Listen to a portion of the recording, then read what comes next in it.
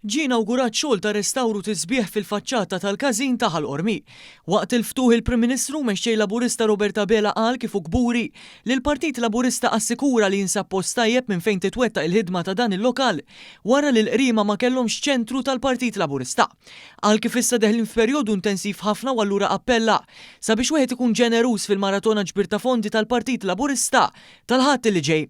Dr. Abela ntant ta' garanzija li Gvern Laburista se jibqa' viċin il-poplu jdur lokalità ħalli jħoss il-polz tal-poplu u jisma' lil kulħadd. Min-naħa tiegħu il-Kumitat Lokali nnota kif dan l-investiment f'sala ġdida fiċ-ċentru Laburista ta' Ħal-Qormi kif ukoll faċċata isbaħ kien kollu grazzi għad-donazzjonijiet ta' ħafna Maltin u Għawċin.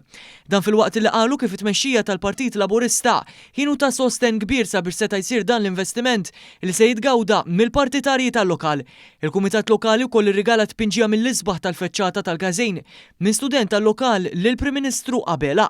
Preżenti kienu wkoll id-deputat mexxej tal-Partit Laburista Elix Ġus Saliba, il-Kap Eżekuttiv Laburista Leonid McKay, membri tal-Amministrazzjoni Laburista u għatta deputati.